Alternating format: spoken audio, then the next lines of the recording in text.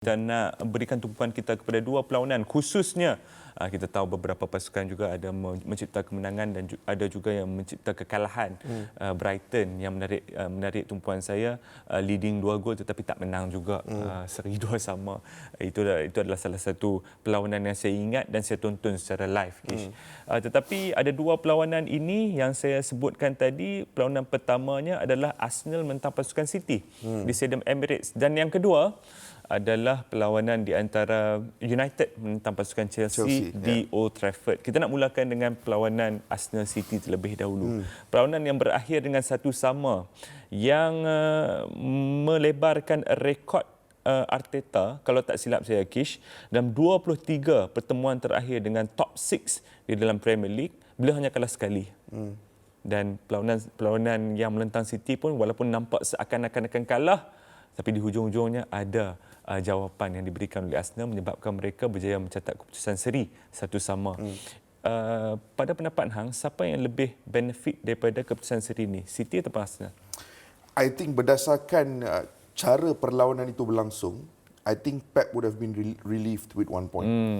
Aku tak tahu kalau orang tengok ke tak, tapi sesiapa yang tengok post-match press conference dengan Pep, hang boleh nampak kekecewaan dia dengan pasukan, dan siapa-siapa yang nampak aku tak tahu kalau pre-match sebelum Carabao Cup ke post-match lepas Arsenal, tapi one of the press conferences dia ditanya tentang, adakah, sebab ramai yang kata Pep defensive masterclass hari itu, dia parking the bus, 30% possession. Tapi Pep ditanya tentang perkara tersebut, jawapan dia very simple. Dia kata, kepada sesiapa yang mengatakan saya buat defensive masterclass, saya rasa para pemain saya adalah calon terbaik untuk menceritakan apa approach kita.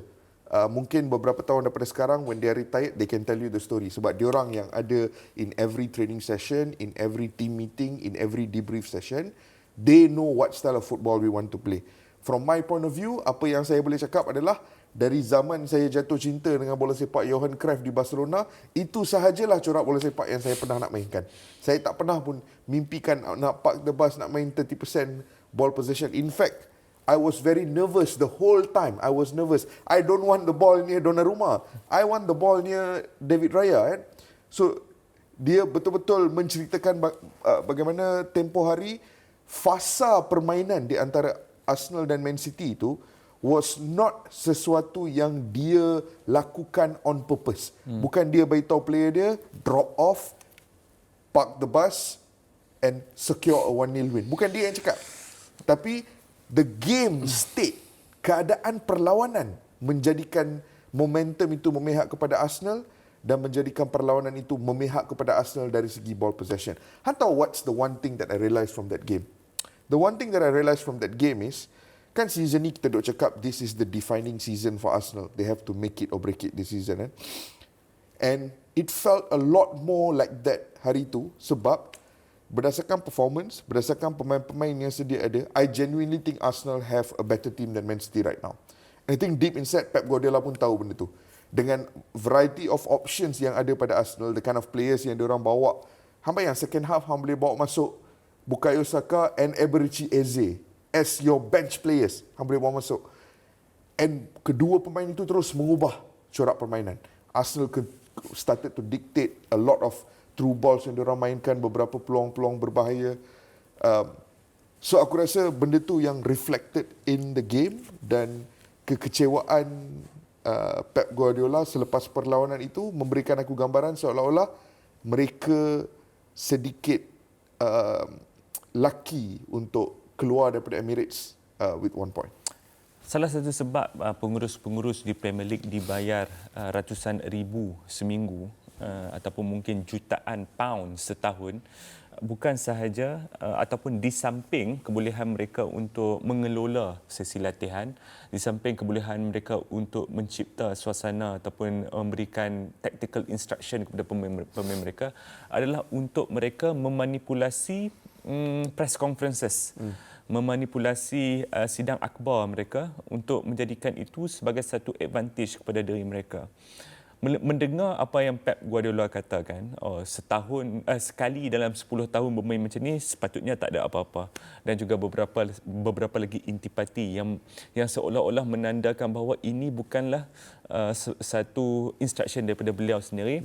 Sukar untuk aku percaya, Kish.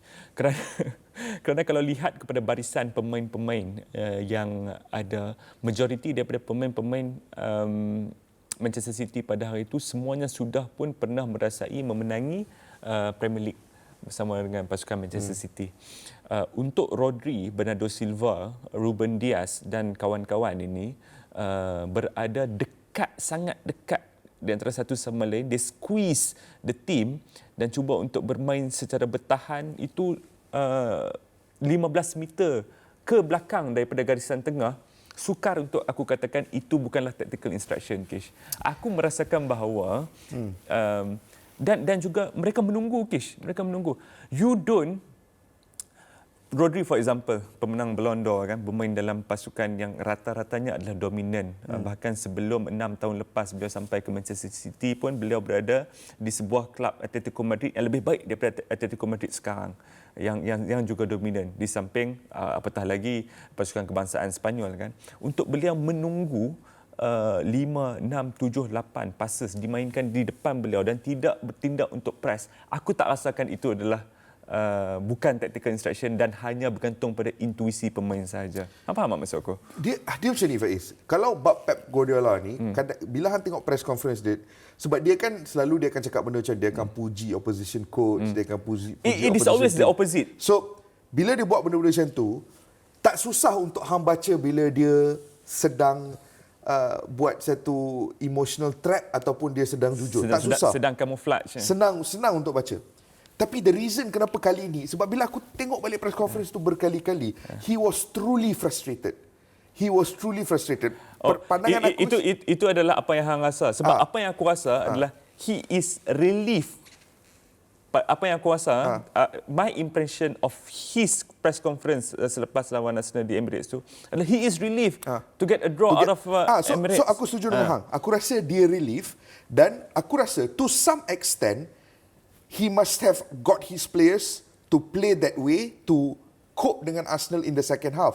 Tapi aku tak rasa that was the pre-match plan. Faham tak? Aku tak rasa pre-match plan dia adalah hari ini kita akan lawan Arsenal dan kita akan get a goal and park the bus. I don't think that was the plan. Aku rasa that is exactly the plan. Tahu kenapa? So kat situ yang aku slightly tahu kenapa? Sebab dia hanya ada 2 hari dan Arsenal ada 5 hari sebelum itu. And at this level walaupun memanglah Arsenal travelling to Bilbao dan juga City bermain di home, itu adalah kelebihan untuk mereka, tetapi mereka hanya ada 2 hari setengah dan melihat kepada profil pemain yang memulakan perlawanan ketika menentang City dan cara untuk mereka set up perlawanan tersebut daripada awal lagi. Bahkan gol yang dijaringkan oleh City juga adalah gol yang breakaway goal yang sinonim dengan pasukan-pasukan yang seperti Newcastle United, mungkin pasukan-pasukan yang mempunyai kelajuan di bahagian atas ataupun bahagian serangan mereka, dan bukanlah gol-gol yang selalunya kita associate dengan pasukan seperti City. Bagi aku that was exactly how they wanted to play. Bola ada jatuh. Sabar Pep, sabar. So I can see that point. Cara aku interpret benda tu pula was the first half, apa yang City lakukan was a very tight mid block. Even Erling Haaland drop ke mid block. So diorang tak deep sangat, diorang main mid block. Diorang tak press. Diorang main mid block sahaja untuk cause so much of problems kepada midfield trio Arsenal, which was Zubimendi, Merino dengan Declan Rice. Dan 3 pemain tu tak dapat kebebasan untuk influence the game as much as they like, dan mereka juga bukanlah pemain yang boleh operate in tiny pockets of space, drift and find the gaps. Diorang ni very different midfielders kan. So that mid block bagi aku mengekang serangan ataupun build up pasukan Arsenal sepanjang babak pertama, which is why most of the time diorang bergantung kepada Madueke down the right untuk create anything meaningful. Dekat tengah nothing was happening. But the second half mengubah, kerana second half bila masuknya Eberechi Eze dan juga Bukayo Saka, awal-awal tu Faiz, aku dapat gambaran macam City was still trying to do the same, the mid block.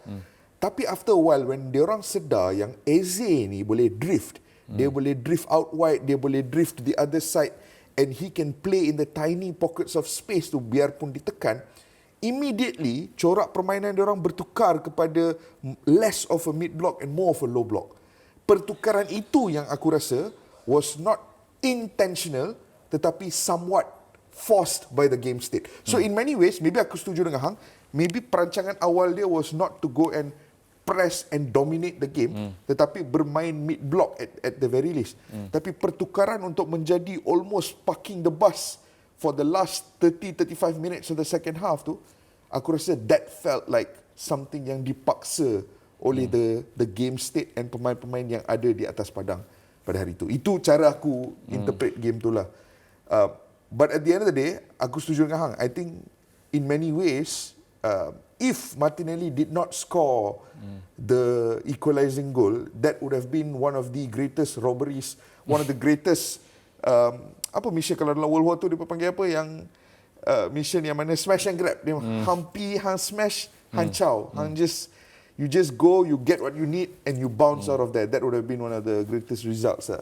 Selepas mengikuti Pep lebih 15 tahun dalam kerjaya beliau, saya rasakan is a full circle moment untuk saya juga. Kerana akhirnya saya mendapati bahawa Pep berupaya untuk memainkan bola sepak Mourinho, Kish.